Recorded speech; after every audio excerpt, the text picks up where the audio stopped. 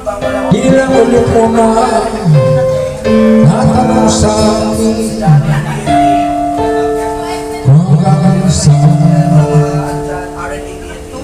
hanggang saan hanggang kailan makakalimutan